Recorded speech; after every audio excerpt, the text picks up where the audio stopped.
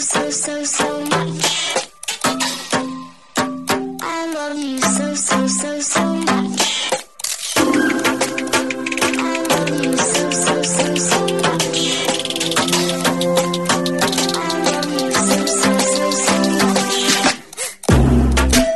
Hello, all you positive heads out there. Thanks for tuning your beautiful brainwaves into another episode of the Positive Head Podcast, where we are firmly convinced that creating success and happiness is rooted in understanding the ultimate nature of reality and the fact that as human beings, we are all immensely powerful fractals of the one and only source consciousness, which creates and animates all things.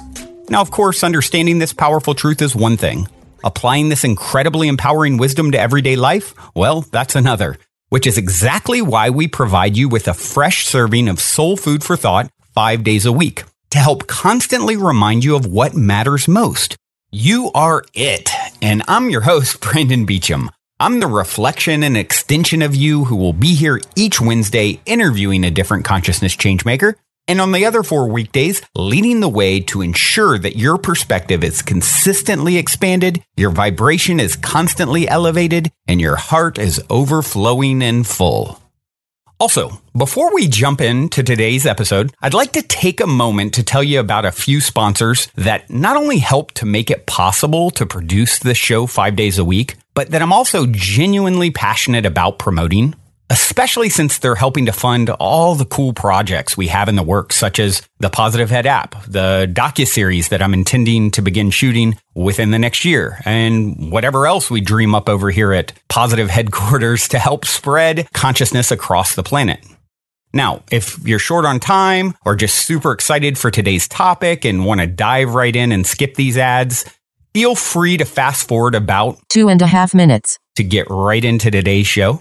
That being said, I strongly encourage you to listen because the reason I'm passionate about my sponsors is because they've made a huge impact in my own life, which is why I've aligned with these organizations. And I firmly believe they can do the same for you too. The first longtime stellar supporter of the show that I want to mention is Gaia. If you're not familiar, Gaia is the go-to source for streaming consciousness content online with over 8,000 video titles. And you can sign up for your first month for only 99 cents at gaia.com/positivehead. That's spelled GAIA.com/positivehead. The second sponsor I'm extremely passionate about promoting is Purium. The reason I've aligned Positive Head with Purium is because I wholeheartedly stand behind their mission to end human suffering by making superfoods easily available to everyone, with the ultimate goal to help restore mankind's harmony with nature in the process. I mean, what a noble mission, right? It's no mystery that you need to bring your mind, body, and spirit into balance if a person truly intends to manifest the greatest and grandest version of themselves. And for me, for years, I honestly felt like I was ahead of the curve in the mind and spirit category, but I was only average at best in the level of care I administered to my body. Sure, I was healthy-ish when it came to the food I put into my system, but after doing a Purium 40-day transformation with a 10-day metabolic reset and cleanse, I can honestly say I have reestablished my relationship with food in a very positive way. Not only did I drop the extra weight that I was carrying as a natural byproduct of the transformation so that I'm now at my ideal body weight, but I continue to feel like my best self by starting every day with an organic Purium power shake that is made from raw superfood ingredients that were meticulously harvested, thoughtfully combined to optimize the nutritional impact it has on my body. I view the shake as plant medicine, really, and it happens to taste really delicious, and I can make it in about 30 seconds. There's actually 4 core Purium products that I take every day, and honestly, I intend to do so for the rest of my life for a very scientifically sound reason. And if you want to learn more about those reasons, you can go check out my video at positivehead.com/transformation, where I go into more detail. If you end up buying any of the Purium products, be sure and use the code POSITIVEHEAD, all one word, for a 25% discount.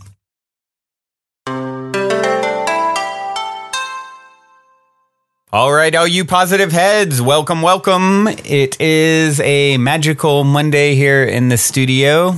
Here we grow again. So grateful to be with you all to learn, teach, whatever hybrid is going on here. I'm the teacher, I'm the student, you're the teacher. We're it all. We wear all the hats around here. Thank you guys for tuning in. I greatly appreciate you as always. Have a important, powerful, empowering, somewhat challenging topic to discuss today that has come up before and it'll come up again, and I feel is one of the most challenging stop-off points, crossroads, if you will, on this journey back to oneness, remembering that is going on with us all. So it's important to continue to discuss circle, and it's come up in the last day or so for me. And so it feels as if this is the topic that wants to be discussed today, explored today, and definitely calling in guidance from Guide's higher self, expanded version of myself, to deliver this one in a powerful way that is hopefully impactful and helpful. Before I jump into today's topic, I do have a review here on iTunes to read. An iTunes review to read by Haley Ray. You guys know I love my iTunes reviews. They not only help us to reach new people, but certainly fuel my fire to continue this labor of love. So if you haven't reviewed on iTunes, would definitely appreciate it if you did. This one came in by Haley Ray, and the topic is, or the header is, Amazing Spiritual Resource. I've been listening to Positive Head Daily for months now and have yet to hear an episode that wasn't fantastic or exactly what I needed to hear in that moment. I don't even remember how I was led to this podcast, as most people can relate, but it's been such a great resource on my spiritual and self-growth journey. I have yet to find my spiritual tribe, and although I have a few close but long-distance friends who are on the same path, I have often felt somewhat isolated from the general population, coworkers, acquaintances, etc., who haven't yet awakened to a higher level of consciousness. I love listening to Positive Head to remind me that so many others are going through the same experience, and I learned so much from the wide variety of topics covered. Recommending this podcast to my oldest, closest friend is what finally led me to write a review. The day I mentioned I listened to Positive Head, she found it and listened to episode 749. Afterwards, she told me how that specific episode helped shift her perspective on a long, very dramatic issue she had with a family member. Brandon is always mentioning how synchronistic certain episodes are, so I loved seeing it in action. Big thank you to everyone who works to make this podcast a reality. Thank you, Haley, for taking the time to review. And there's a little synchronicity here. Put on your surprise face with this review, because I don't remember episode 749, but it sounds like it was, dealing with shifting issues with people, around you, and that's actually what we're going to talk about today. It says her friend, had a dramatic issue with a family member, and that's what we're going to talk about: dramatic issues with people that come into your field, if you will, right? That you bump up against in this 3D reality. So perhaps that would be a good one to listen to after this one for some people. I always recommend episode 713, by the way, to folks as like a sort of a foundational. This is the premise. I basically, it's called What the Heck is Going On Behind the Curtain of This Reality, something like that. And I discuss the ultimate nature of reality, the scientific perspective, the spiritual perspective, what the masters have had to say, in the past. And I kind of tie all that together in a way that gives you a foundation of what this show is all about. So if you have someone that you would like to expose to the show, that may be a good one to send them, to give them an idea. Or, like I often suggest, tell them to pick a number between 1 and, this will be the 775th episode. So I like to co-create with the universe in that way, get playful, and have them choose a number, first number that pops in their head, and then tell them to go listen to that episode, and there will be a message for them there. And by co-creating in that way, I believe the universe meets us halfway. I believe that's the way this game works. And that, of course, also ties into what we're going to talk about today. So Before I jump in, if you guys also, if you're not in the Positive Heads Facebook group, definitely a great place to connect with other listeners. Also, would love to get some more questions from you.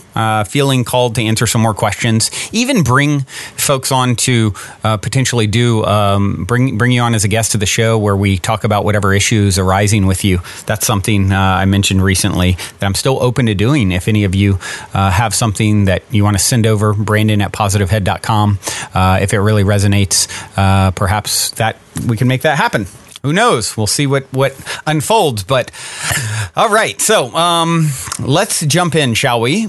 So a dear friend of mine is currently traveling in Europe. Beautiful woman and very outgoing. Lots of incredible, glowy, wonderful energy, and posted about having an issue with men harassing her in her journey, traveling alone in Europe and all over. She's traveled everywhere, and she's done a lot of this sort of thing, and sort of getting approached and harassed by men all over the world, and how frustrating that is, and scary it is for her, out there alone in the middle of nowhere, and some creepy guy harassing her, and this being a repeating thing that she's experiencing. And I, sort of responded, and it turned into sort of a back and forth with me and her and another person. And, it led me to be inspired to talk about it on today's episode. And first off, I just want to acknowledge all of the women out there who have experienced this. Probably every woman that is listening has experienced this. I, of course, cannot say I've been in your shoes, at least not in this incarnation as a male, right? As a white male, there's a lot of things that go on in this world that I simply can't understand from firsthand experience, right? And so I acknowledge that. And I would like to apologize on behalf of all men, myself, if I've ever been, unconscious in my interactions with women, or not aware of, I think back to one time, like, that just pops into my head. I was at a pizza place many years ago. I would never do something like this now, but there was like a placemat with like advertisements on it, and I thought I would be cute, and while we're waiting for our pizza, I would call one of the advertisements. It was a woman realtor, and whatever I did, I didn't, at the time, it was just very spontaneous, and whatever I did, it was just like it was kind of like a prank call, right? I'm sitting at the table waiting for pizza a long time ago, and I like start making like silly jokes about wanting to see real estate or whatever. But the way I did it was not, first off, it just wasn't cool. I was very immature, but I thought about it. It's popped in my head afterwards because, I was acting like creepy and weird to be funny for people around me, but I wasn't considering the impact that was having on that woman. Here she's putting herself out there, advertising, trying to make a living for herself and her family. And I had, called and crank called her and acted like I was this creepy guy that wanted to go look at real estate. Well, I thought it was funny at the time, but it's not funny. There's nothing funny about that. And, it's probably scared her. It probably, put her on edge, my own mother, actually, that was her whole career, was as a real estate agent working on new home sites where she would sit out alone in a model, and people, general public, would come and walk through. And she had some scary, experiences where people came in and it did not feel right, And so that sort of thing, had I been more sensitive and aware, or had experienced that sort of thing myself, I probably would have never done it. And it just occurred to me afterwards, and it occurs to me now. And so, anyone out there, who's a guy listening, we need to be really aware of, what I heard Tony Robbins talk about when I saw him in Australia a few years ago. He really brought this issue to light by getting had the women in the audience raise their hands. Any women who's felt, insecure about their surroundings in the last 48 hours? Raise their hands. Whether walking through a parking lot or, out alone, whatever. It's like half the women in the audience raised their hand. And that was like, oh my gosh, us as men, we can't, begin to understand what that must be like, right? I mean, we can understand it theoretically, but conceptually, but we haven't really experienced that. I mean, sure, we've been in situations where maybe we felt nervous or whatever, but compared to a woman and the energy that comes at a woman, especially when a woman is very attractive, it's like what a challenging situation. And so I just want to first acknowledge that I don't have the firsthand experience, but I want to talk about how we can look to how we can overcome these sorts of how we can remove fear, right? What is the best path to removing fear? So if, as a woman, what can you do, right? What can my friend do who's there and, traveling the world alone and getting all this unwanted attention? And sort of what our conversation went back and forth with was this idea. I suggested her starting her day, meditating, resonating with, having a joyful day, attracting the people that she most wanted to attract and drumming up the vibration of those sorts of interactions. And, based off of her own experience, she kind of came back and said, look, I understand what you're saying. I'm all for this, but sometimes this sort of thinking has been used to justify others' behavior and can be, gaslighting and get taught, and you got to be careful with these teachings is what she was basically saying, because you can now have a woman thinking, oh, I need to stay in a relationship because my vibration changes how they show up, right? And that's basically what the suggested approach was. Hey, meditate each morning, drum up the vibration of what you want to see more of, imagine interacting with thoughtful, beautiful, loving people, and her response was, as I mentioned, it's, you got to be really careful with that because then it justifies these others' behavior. And I don't want to justify anyone's behavior. Where I think there's a big sticking point with this type of information, though, is where people get I notice where people love the idea of we create our own reality. It resonates with almost everyone until there is something that's coming into our field that we don't like. I've often said probably the most controversial thing I say that definitely ruffles feathers is I don't believe there's ever been a victim in the history of all planet Earth.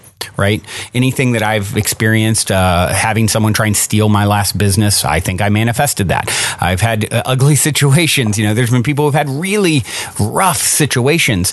And I believe everything is a vibrational reflection. And so that's challenging. And I get that. That's really challenging. But what I believe happens is, a woman we'll use this example, has this type of an experience, harassment. Now there's a story being told that's what is to be expected. It's always a domino effect, right? And then there's more experiences to reinforce that belief. And it's now, even with the post, it's saying, hey, I'm sick of men doing this thing that is happening to me. And in that case, that feels disempowered, right? Like it's happening to you and there's nothing you can do about it.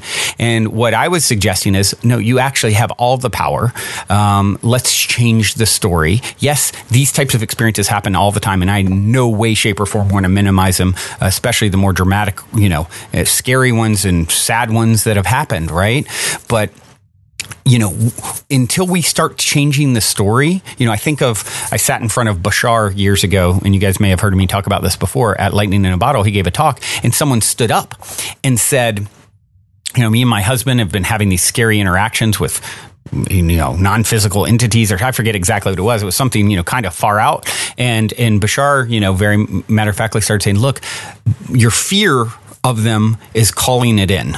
Right. And if you can resonate where you give it no attention, no energy, none of your power, you'll become effectively invisible to them, is what he said. And I believe that's how this game works. We can't have it both ways. You can't say all is one and then say, but when this external person that is not me comes into my reality and does this thing, that's not me, right? It's all, I believe wholeheartedly, it's all an extension of you. Yes, there are creepy interactions happening out there, horrible things happening out there. There's also wonderful things happening out there. It's a smorgasbord of possibility.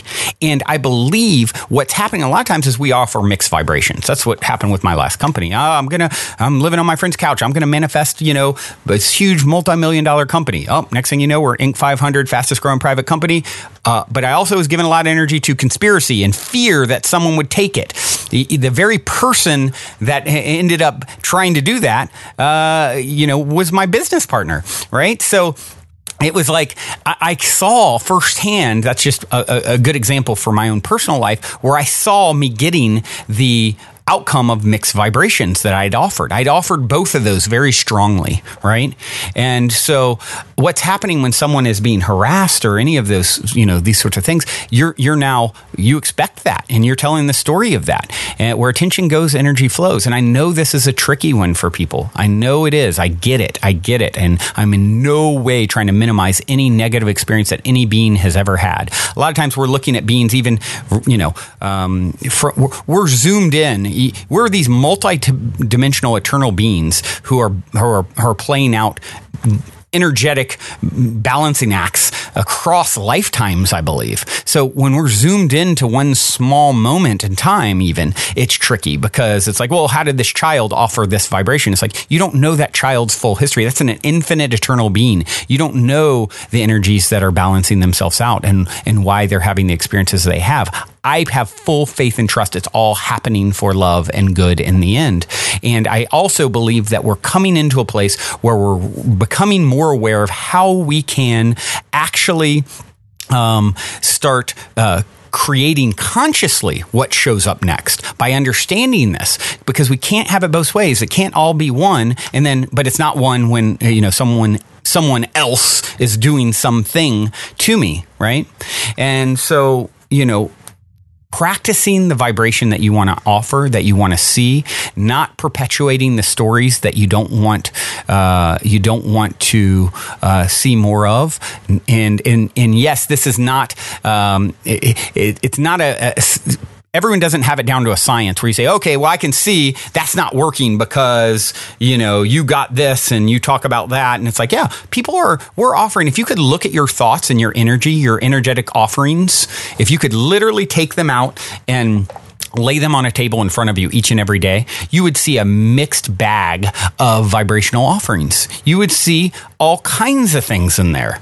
And I believe that would be such a powerful thing to visualize. Like, okay, Brandon, here's the, 80,000 thoughts you had, vibrational offerings you made today, and 60,000 of them maybe were good, but 20,000 of them, whoa, what were you thinking about here? What were you vibrating with over here? Look at this fearful thing. Look at this. So we're getting these mixed reactions based off of what we're doing, what we're offering. And what I believe we're doing on our journey is we're here to sharpen our axe. We're here to get better at this. We're here to the art of manifestation is the next great art form on our planet, I believe. And, someone who is in a challenging position, like a beautiful woman traveling alone, what I had said to her was like, hey, use this as an start telling the story that this is an opportunity for you to start flexing your manifestation muscles, right? People are skeptical of how this works. One idea that I have is go back and listen. A long time ago, actually, I read from a couple years ago. I read from the book written in 1952 by Neville Goddard, The Power of Awareness. And if you go back to episode 364, it's just case histories of people that manifested the most magical things in their life by doing the same sort of practice I was suggesting to my friend, drumming up the vibration, using their most powerful asset, their imagination, to visualize what they want to see more of, to swim in the vibrational pool of what they want to see more of.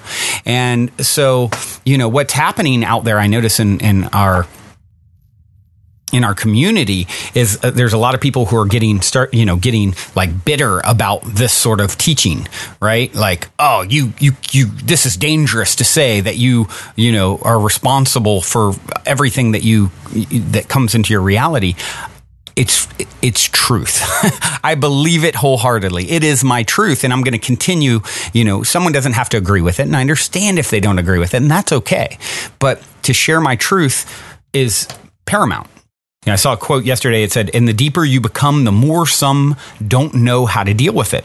Because the deeper you become, the more truth you reveal. And the truth scares the hell out of some. Stay deep anyway." And I believe that's very, very important. We are ultimately empowered. There is no out there happening to us. That's very disempowering. That's very, I'm out of control. It's like you are learning, you are a mini God, a mini divine being, learning how to create consciously. And you're doing that by being it to see it. You're not doing something in order to have something else. You're having it, you're drumming up the vibration of what it would be like now, and then you're seeing it, right? That's the way this game works. Go look at some of these case histories. Start. I mean, there's stories out there that are absolute. That's just one example. Episode 364, where I read from The Power of Awareness some of the case histories. And by the way, you can go and read, all, if you search Power of Awareness, you can read, I read all the chapters of the book, and you can find them, on the site if you search those words.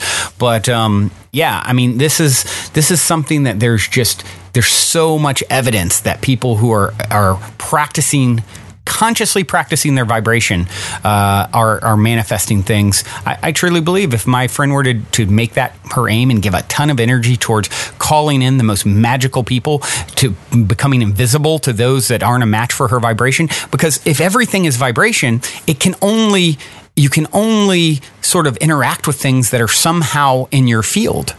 And it's not a slight if someone has put that in their field. Like we're here like learning this game. Like I've done it. Like I'm not judging anyone for having that in their field. Especially you're hearing all these stories that are inundated, coming from our parents, coming from the news. There's a lot to be scared of. There's a lot out there. It's going to harm you. It's going to come after you. And actually, I saw a clip that I think maybe I'll share here now that has Esther Hicks talking about this very thing. And, of course, she talks all the time about how we create with your vibration and your point of attraction, right? She talks about that in all of her videos. But what's interesting about this particular one is she actually talks about how she doesn't really go into that as much as normal. She talks more about how it is not the ignoring of the danger that makes you naive. It's actually the focusing on it. And let's take a listen to this. And that's actually the name of the clip. It's not the ignoring of the danger that makes you naive. I found it on the Flying High YouTube page. Take a listen. Hello. This is so cool. Okay, so I'm going to start with a tiny story of how I got here. A month and a half ago, I didn't have the money to come here, and I had no idea, but I was having a really, really nice time writing. I'm a writer, and sorry. I just have to stop and say that I've been a writer for 12 years, and I'm writing this story, and I love it so much. I'm so grateful for that story. Anyways, I just had to say that. So, a month and a half ago, I got an advertisement in my letterbox from my bank offering me a loan for $3,000. I was like, oh, that's just the amount I need for the cruise. That's great. But I didn't have a job, didn't have money to give the money back afterwards. But I was like, well, I've felt good the whole year, and I had enough money to survive the whole year, so I'll find something afterwards. So I booked the ticket, and then I imagined what I would ask as a question. How do I pay the money back? It wasn't that, but it also answered that. The question was, I'm a writer, but I'm also an actress, and my big plan is this series of books that I've been writing for 12 years and I'm still writing. It's a 4-book series. And I plan them to be films, and I have a character that I want to play in them. And I'm planning to do more acting through that. But I also want to do more acting on other projects. But that kind of requires me to move to America because I'm not really interested in the film industry in France, where I'm French. And so I know that will happen because I know my book is going to be hugely successful. It takes about a year for the book to be published, so I have this 1 year of what do I do in the meantime. So my question was going to be that, and then I strongly expected an answer because I knew I was going to come on the cruise. And 5 days later, I got the answer. So it was really interesting to see how the expectation got me the answer. And the answer came through someone contacting me on the internet because I was offering English lessons, and this guy is wanting to learn French, and he's traveling around the world for his businesses. So he wants me to follow him for 5 months to teach him French. So I'm going to travel, still have time to write because there's only 3 hours of teaching a day, and have loads of money, be paid to travel, and then have loads of money afterwards to go to America. So it's perfect.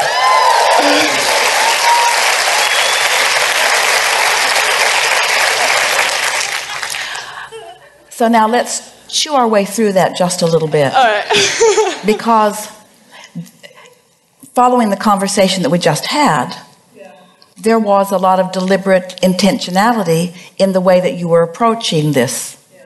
But could you feel, as she was explaining, that there was not resistance in that? Could you feel her expectation in a non-resisted place? So that's what we're getting at when you recognize if the conversation that you're having internally, whether it's adding resistance or whether it's adding emphasis to your desire. When your desire is in that pure place, then the more you talk about it and the more the ideas flow to you, then the more the momentum and the more the thoughts turn to things. Did it feel to you as you were listening to her story? Let's start there. And you don't listen to this because we don't want their answer to influence your answer to the next question. Could you feel an absence of resistance within her?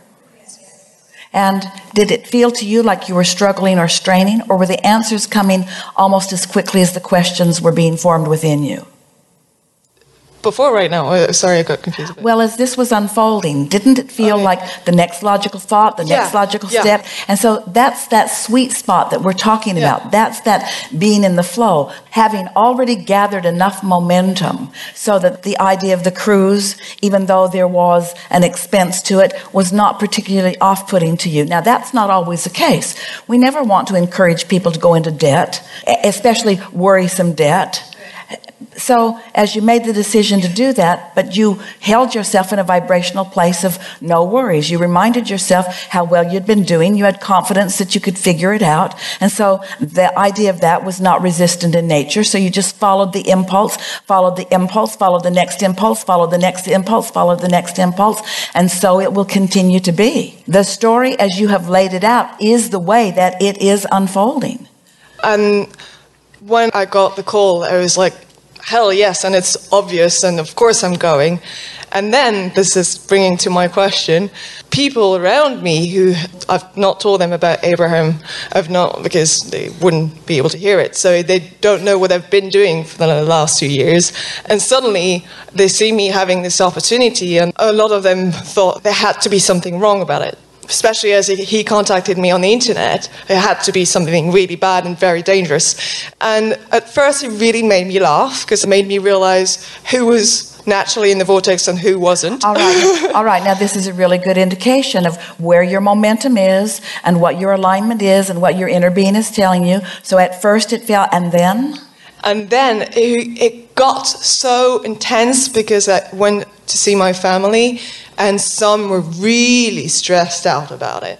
Because I have to say that the reason they were stressed out is because he's from Qatar, and there's so many ideas about the Arab world. What was interesting is I never had a thought of it could possibly be dangerous. It didn't cross my mind. But the thing that we want to emphasize with you here, and the thing that will benefit others as they're listening in, is so you're in this receiving mode. You're in the receiving mode. You're watching things unfold. And then something else enters the picture, family and concerned friends who are already a part of your vibrational mix, who, as you say, are not ready to be up to speed with you. And so in order for you to even have a conversation, you have to come to where they are. And that's when you begin to feel uncomfortable. Not because what they are saying has any credence, but because in order to even have that conversation with them, you had to join them at their vibrational. Yeah, I know. I saw it happen, how first it was only a few person and then it got bigger and bigger and bigger. So I know I got caught into this worrying, that to the point where at some point they really almost convinced me that it was the wrong thing. And then I was like, oh, no, of course it's right, because everything was such perfect timing. What you've just described through this example of what you've been living is the reason that almost everyone denies themselves their own dreams. Because when things start going good, they think it's too good to be true. Their lack of belief in their own worthiness makes them suspect foul play when anything begins to turn in the direction of what they want. Yeah, it's pretty obvious that. So what I've been accused of, because I didn't think of the possible things that could go wrong, and that's what is worrying my family the most, because they sort of know for a long time that I'm naive. So they've accused me of being naive all the time. And they say, well, maybe it's a right thing, but at least we've made you look at what could possibly go wrong, so you're sure that it wasn't that. And now you know that you have to look out for things. And I'm like, well, I don't want to look out for danger. I want to look out for happiness. I don't want to do that. But I would like to know, what is your definition of being naive? It's the opposite of being normal. Let's start there. When humans use the word, they mean you are not weighing the pros and the cons, the pluses and the minuses. They mean you're not living a balanced experience. You're not considering all of the things. They mean you're not putting your engine there and then your engine on doubt and then your engine on desire and then your engine on doubt. They mean that you're not doing it the way that almost everybody does it, and therefore you are lacking the consideration that is necessary. They mean the opposite of what we teach.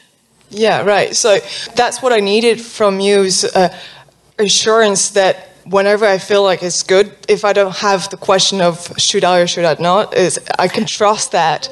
Consider this. You're really going to like this. So let's say that you are a pure and innocent, and let's say by human verbal standards, a naive individual. And in being that way, you are in a place of non-resistance and in a place of pure positive energy. And your inner being is there with you, knowing what you want, knowing everything about you.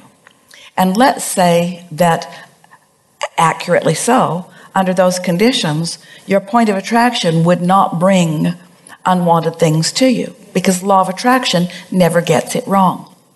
But let's say you live in a world where everyone's not there, that a lot of them have lived some things that have made them not trust. They've lived some things that have made them doubt. And they keep demanding your attention.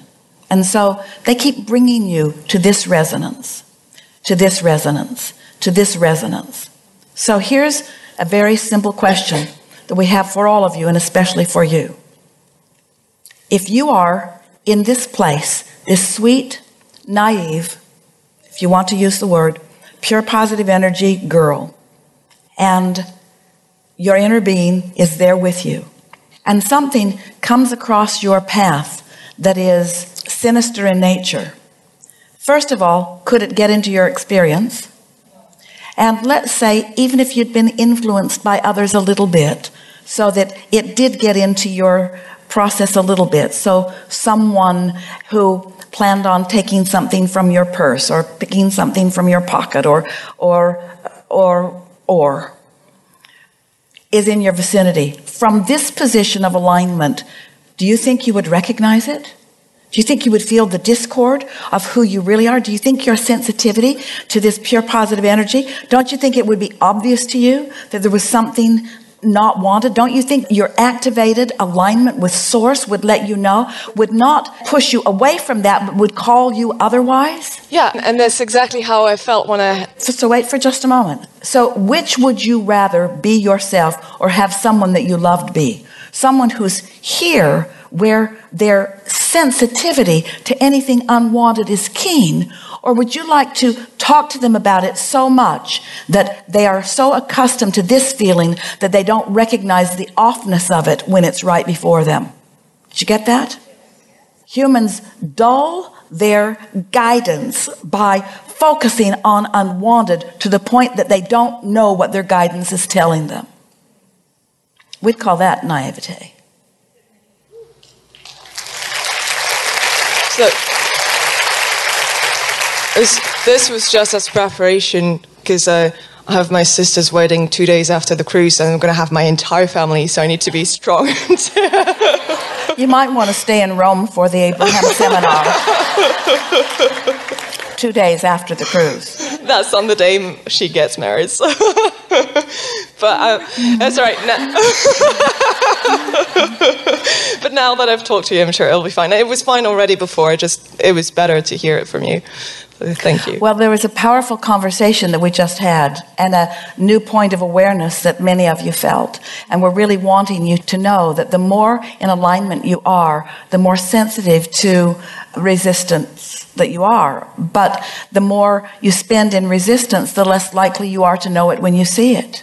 It's such an interesting thing. In parents warning their children about things that are of danger, what they're really doing is increasing the momentum about the very thing that they don't want their children to live. And they're making their children less likely to notice it. Less likely to notice it. Why? Because of the familiarity of it, because of the momentum of it, because of the normalcy of it.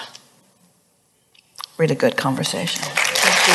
I just had one tiny thing. It's really tiny. You can warn yourselves into very dark corners where there's no possibility of anything ever finding you because you're buried so deep. But there's no joy, there's no adventure, there's no expansion, there's no enjoyment of life there. What you're really wanting to do is to come into alignment with who you really are, and then you can be out everywhere where law of attraction will bring to you only those things that are a vibrational match to where you are. The world is full of things, especially these days, that you are aware of. Not more things happening, but more of your awareness of those things that sort of want to drive you into seclusion and out of what you think is danger. But you are adventurous beings who want to be out there exploring.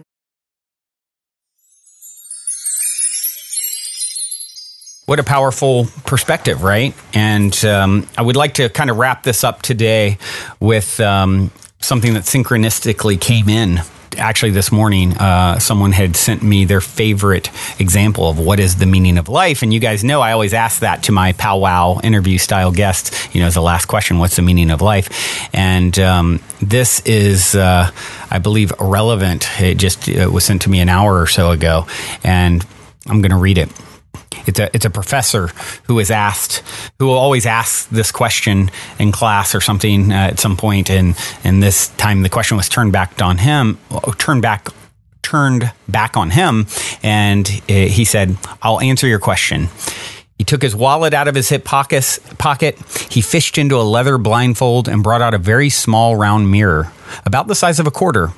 And what he said went like this. When I was a small child during the war, we were very poor and we lived in a remote village. One day on the road, I found the broken piece of a mirror. A German motorcycle had been wrecked in that place. I tried to find all the pieces and put them together, but it was not possible. So I kept only the largest piece, this one. And by scratching it on a stone, I made it round. I began to play with it as a toy and became fascinated by the fact that I could reflect light into dark places where the sun would never shine, in deep holes and crevices and dark closets. It became a game for me to get light into the most inaccessible places I could find. I kept the little mirror, and as I went about my growing up, I would take it out in idle moments and continue the challenge of the game. As I became a man, I grew to understand that this was not just a child's game, but a metaphor for what I might do with my life. I came to understand that I am not the light or the source of light, but light, truth, understanding, knowledge is there, and it will only shine in many dark places if I reflect it. I am a fragment of a mirror whose design and shape I do not know. Nevertheless, with what I have, I can reflect light into the dark places of this world, into the black places in the hearts of men, and change some things in some people. Perhaps others may see and do likewise. This is what I am about. This is the meaning of my life. And then he took his small mirror out, holding it carefully, caught the bright rays of daylight streaming through the window, and reflected them onto the questioner's face and hands folded on the desk. And I believe that is from a book, It Was on Fire When I Lay Down on It by Robert Fulghum, I believe it looks like here. So I love this. The one thing I would maybe disagree a little bit with is who's the source of the light, but whatever. That's, I believe it's all within us all. And, I imagine he's saying, it's coming from some higher external source. I believe we are that source. But other than that, the story is beautiful, right? And so I would like to leave today's episode with that thought. What if, not only drumming up the vibration of what we want to attract and see more of, but when we call in something that wasn't maybe in alignment, maybe we've offered a mixed vibration and we call in something that isn't in alignment with that vision, instead of closing our hearts, becoming fearful, becoming angry, any of those energies, if you said, this is an opportunity for me to shine light. This is an opportunity for me to be a light to this person who's obviously, if, let's say they were harassing you, to show them what it feels like. And I find that using questions is a great way. Imagine if someone were harassing you and someone say, hey, maybe you're not thinking about it fully. Do you understand how this feels to me? This is how it's received. It's, and explaining to them, showing them. In some cases, this isn't possible. If they're completely unconscious and, violent or something, obviously get the heck away, right? But there are instances where I found that I can shift people with being a mirror to them of what they're doing and how it's being received and the impact of it. We're all pretty empathic beings, and if we can get others to feel what their actions are co-creating, a lot of times it brings awareness and light to that situation. And now what have you done? You've taken a not so great situation and you've brought healing to it, right? And as he said, change some things and some people. That may be the opportunity. It's always about the story that we're telling, right? Let's start telling a story of we're all lighthouses here to bring light into the dark crevices. And when we find ourselves in a dark crevice, remember that. And then when we're not in those instances, be thankful and grateful for it, because it's that contrast that makes the light so beautiful, right? There is no painting that's ever existed that was beautiful without shadow in it. So when you understand that's part of it, that's a part of the whole journey. And we get the opportunity to bring the light to those who are so unconscious that they're doing dark things and behaving in unconscious manners. All right. That's my story. I'm sticking to it. I hope this helps to shine a light on this challenging topic. Pun intended. I do have a song to leave you with that seems quite appropriate. It's one that's always jumped out to me. I love Ayla Nerio, her work, her music. And this one is called Show Yourself. And I'm interpreting what I think it might be about. Only obviously she could answer. Maybe I'm right, maybe I'm not. But she says in it, I do not show the skin for you. I show myself to know myself. I show for the earth from which I came. My prayer is for you to do the same. And she repeats that and then says, bunch. And then she goes into, I release you. I receive you. I release you. I receive you. And I think she's talking about, bearing skin. In our community at festivals and things, you see people, women a lot of times who are really freeing themselves in that manner and probably are attracting unwanted attention at times. And my feeling is that she is addressing this sort of experience. Like, look, this isn't for you. Don't sexualize me. I'm freeing myself. I'm being natural and connecting with the earth, dancing perhaps, right? And then she goes on to say, I receive you and I release you. And, I show myself to know myself. I show for the earth from which I came. My prayer is for you to do the same. Till next time, hope you enjoy this. Show Yourself by Ayla Nerio. Journey well. Love you all so, so much. Also, if you're craving more consciousness elevating content, be sure to check out Gaia, which is my personal go-to source for streaming consciousness content on the web, where you can stream an incredible 7,000 plus exclusive videos covering 5,000 years of wisdom. As you all hear me constantly say, it's a daily conscious effort to maintain an elevated vibration. And if you're looking to journey deep down the rabbit hole to do so, then Gaia is the best place I know of to do it, period. And you can sign up for your first month for only 99 cents at gaia.com/positivehead. That's spelled GAIA.com/positivehead. Check it out.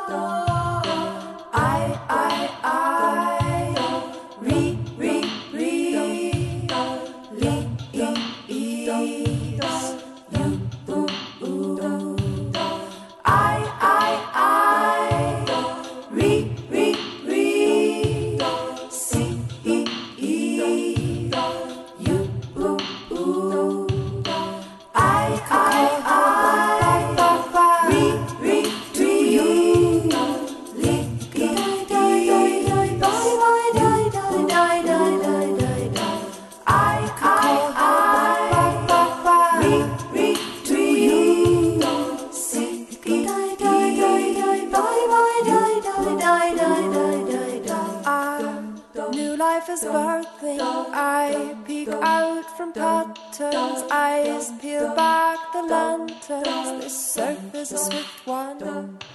It's a delicate thrashing, this undertow daunting. The task is at hand, not a moment too soon.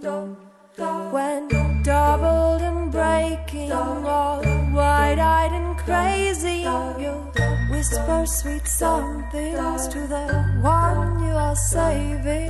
Your mirror in likeness, your servant in highness, the earth in one being, your body the queen. I do not show the skin for you, I show myself to know myself. I show for the earth from which I came. My prayers for you to do the same. I do not show the skin for you, I show myself to know myself. I show for the earth from which I came. My prayers for you to do the same.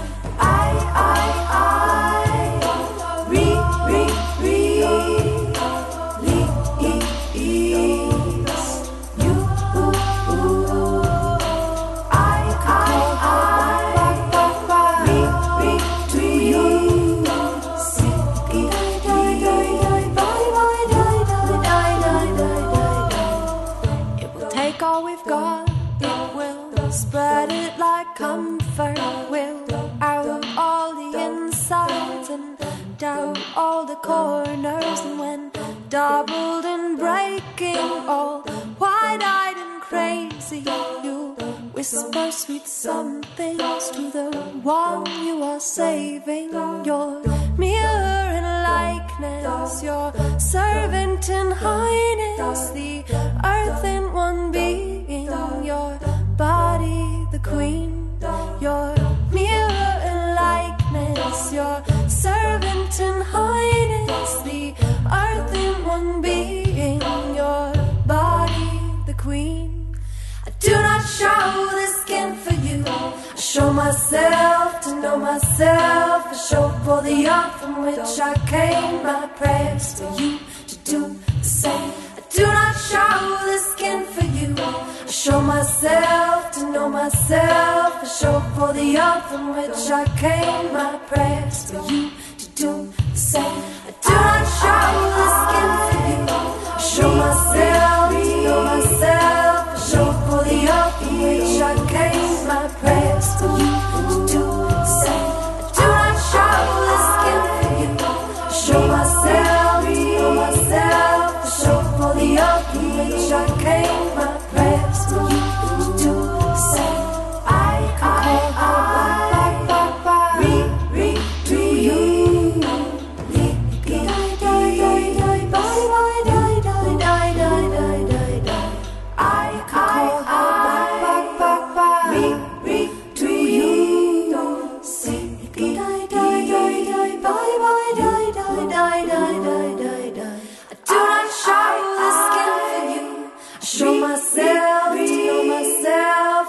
For the oath on which I came, my prayers for you